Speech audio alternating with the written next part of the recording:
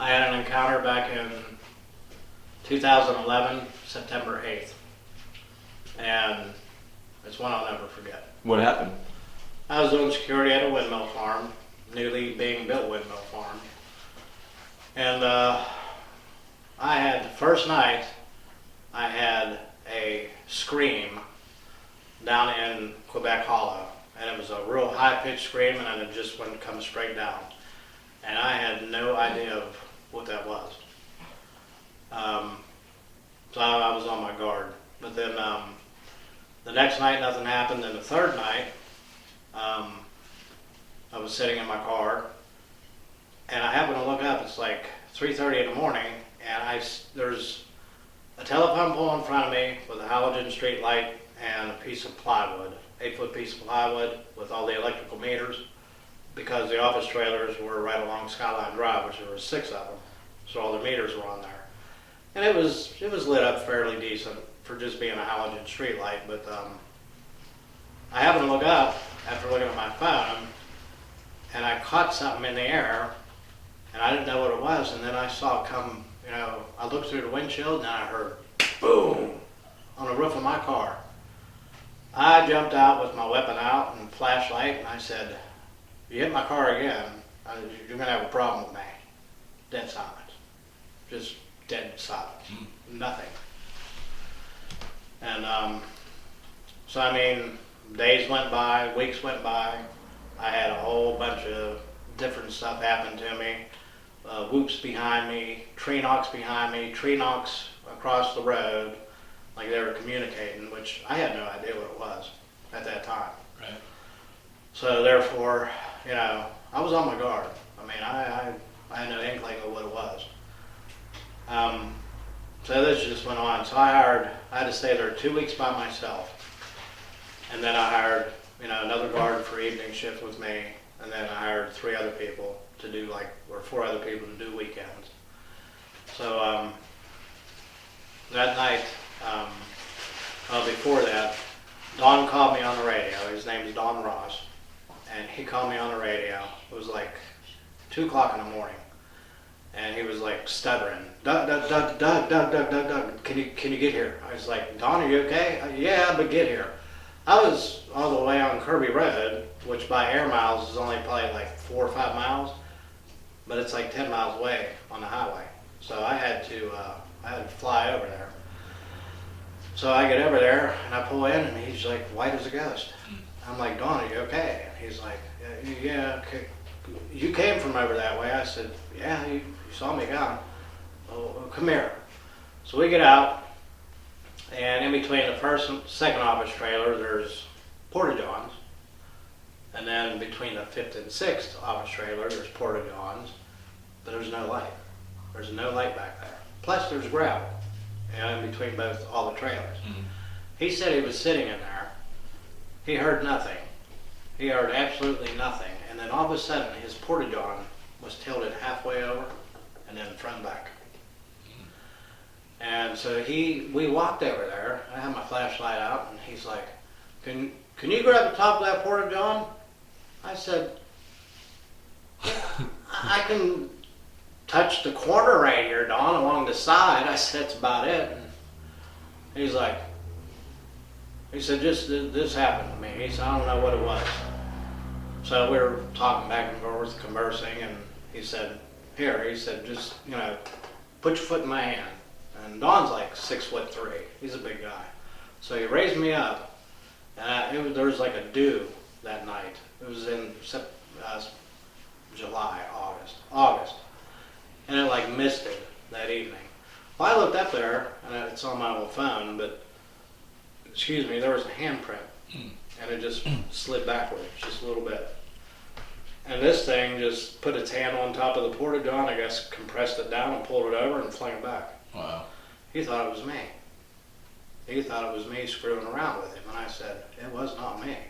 I can guarantee you it wasn't me. I can't reach up that high. So, he was shook up pretty good over that. So then another instance afterwards, we're sitting in the parking lot, and I looked in my rearview mirror, and there was a mound of dirt behind us. And I looked up in the rearview mirror, and I looked, and I saw a head, shoulders, and arms, and a torso. Mm-hmm. It was up over top of the dirt mound. And Dawn's facing the same way I am. We're facing Skyline Drive. I said, hey, Dawn. I said, look in your rearview mirror right by that dirt pile. And he's looking. He's like, what is that? I see it. I said, I have no idea. We were kind of like spread out. I said, well, on the count of 3, I'm getting out of the car. I said, it's somebody screwing around. So I tell him 1, 2, 3, and I fling the door open and I get out, and all I saw was a poof of dust. Wow. Yeah, and then I went running. Up over top of the mound, I got up to the top, and there's a field, and it goes like 50 to 75 yards until it hits wood line.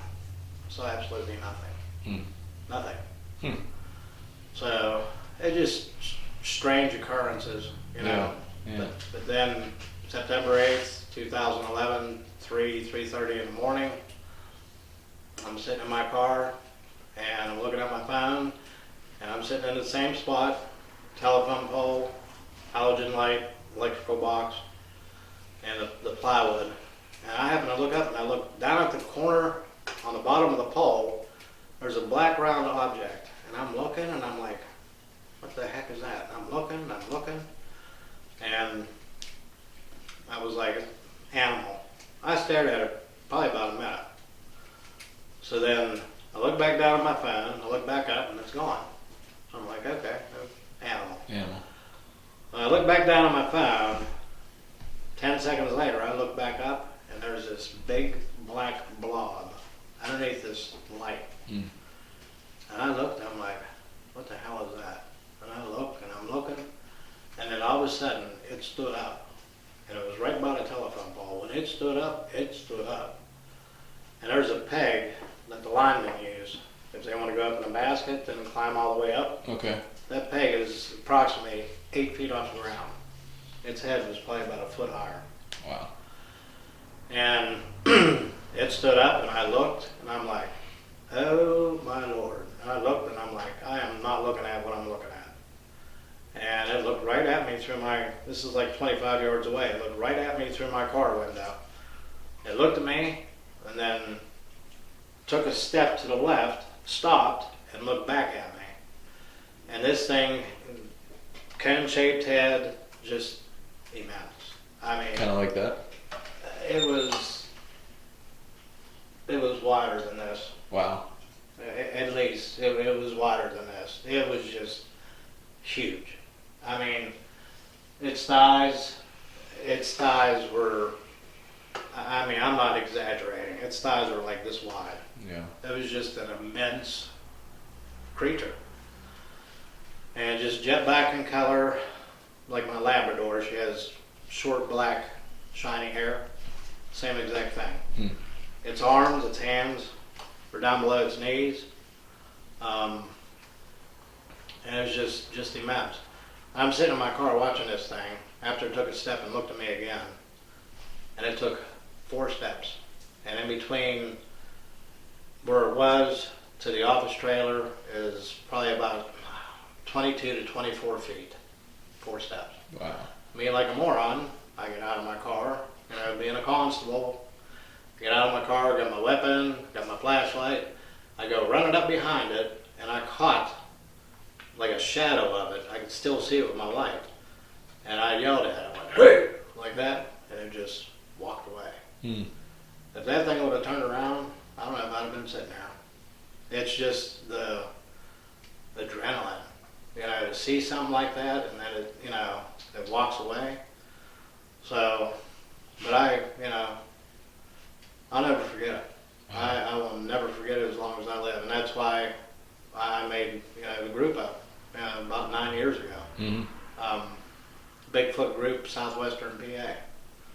And I mean, it's one experience that you have and one that you won't forget. Yeah. That's a certainty. I know I won't forget it.